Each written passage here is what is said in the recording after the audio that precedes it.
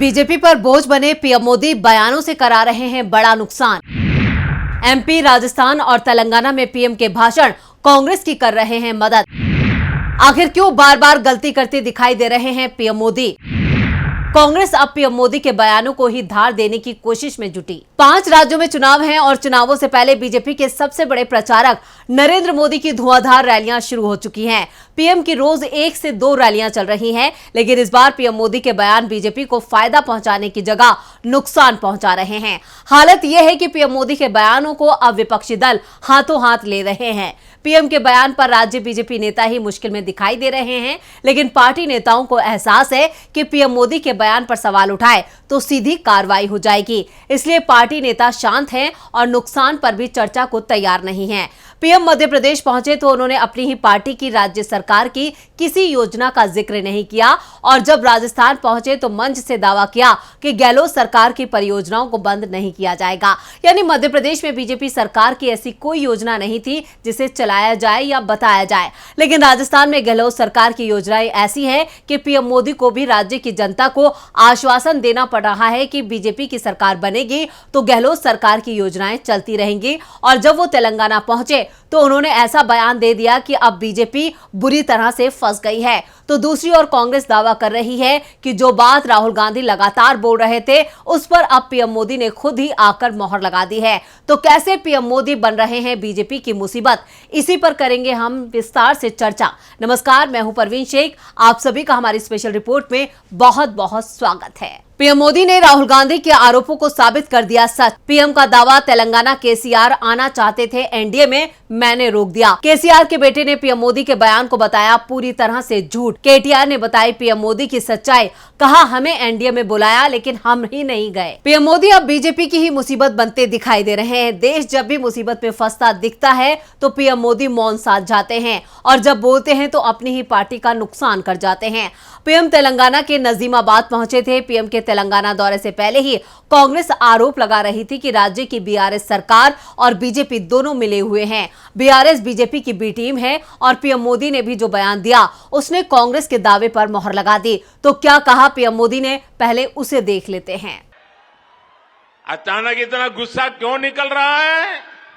इसका कारण यह है कि हैदराबाद के चुनाव के बाद, ये भी तारीख चेक कर ले मीडिया वाले, वो दिल्ली मुझे मिलने आए, बहुत बढ़िया मुझे शाल उड़ाई, बहुत मुझे आदर किया और इतना प्यार दिखाया, ये केसीआर के कैरेक्टर में ही नहीं है।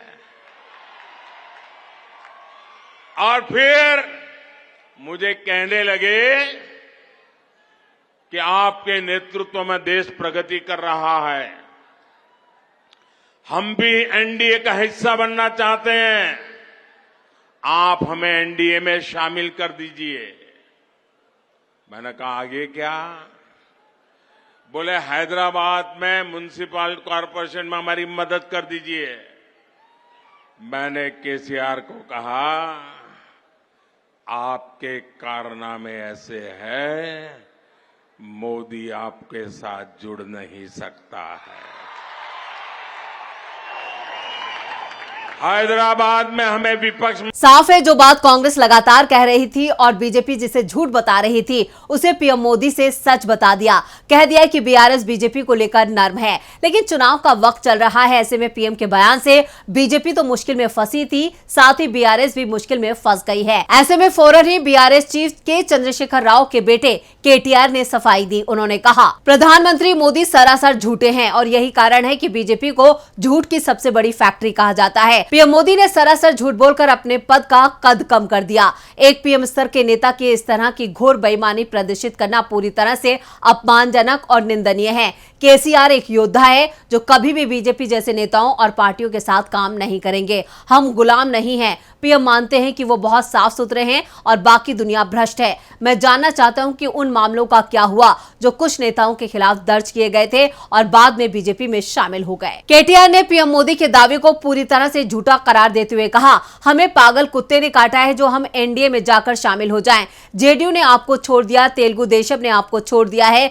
शिरोमणि अकाली दल ने आपको छोड़ दिया है। अब आपके साथ कौन है? सीबीआई, आईटी और ईडी के अलावा अब कौन है? केटीआर ने इसके साथ ही यह भी खुलासा कर दिया कि 2019 में पीएम मोदी ने ही केसीआर को एनडीए में आने का न्योता दिया था, लेकिन हम लोगों ने बीजेपी की मांग को स्वीकार नहीं किया और भविष्य में भी नहीं करेंगे। फिलहाल केटीआर सच बोल रहे हैं या पीएम मोदी, लेकिन कोई भी सच बोले, कांग्रेस का दावा जरूर सच हो गया है, क्योंकि कांग्रेस ने जो कहा उस दावे पर अब पीएम मोदी और बीआरएस दोनों ने ही मोहर लगा दी है। पीएम मोदी के बयान पर चुटकी लेते हुए राहुल गांधी ने सोशल मीडिया एक्स पर लिखा, जो मैंने कहा था आज पीएम मोदी ने उसे खुलेआम कबूल कर लिया। बीआरएस मतलब बीजेपी रिश्तेदार समिति। बीजेपी बीआरएस की पार्टनरशिप ने पिछले 10 सालों में तेलंगाना को तबाह कर दिया है। लोग समझदार हैं और इनका खेल समझ गए हैं। इस बार वो इन दोनों को ठुकराकर कांग्रेस की 6 गारंटी वाली सरकार बनाएंगे। कांग्रेस के हाथ में अब बीजेपी और बीआरएस दोनों ने बड़ा मुद्दा थमा दिया है। दोनों ही ओर से आ रहे बयान बता रहे हैं कि वो लोग दूर दूर दिख रहे हों, लेकिन पास पास आने को तैयार हैं और जरूरत पड़ने पर बातचीत भी होती रहेगी। और ये बातें पिछले लंबे समय से कांग्रेस और राहुल गांधी बोलते रहे हैं। इसके बाद सवाल उठ रहे हैं कि क्या पीएम मोदी ने तेलंगाना में अपने बयान से बीजेपी के साथ बीजेपी की बी टीम को भी फंसा दिया है? आखिर पीएम मोदी ने जिस रहस्य को खोलने की बात कही, उसी रहस्य की बात तो कांग्रेस भी कर रही थी। साफ है, राहुल गांधी का जिस तरह से बयान सामने आया है, उसके बाद यह तय माना जा रहा है कि कांग्रेस अब इसे पूरे चुनाव में बड़ा मुद्दा बनाने की तैयारी में है। पार्टी इसे जनता के बीच ले जाने की तैयारी में जुट गई है।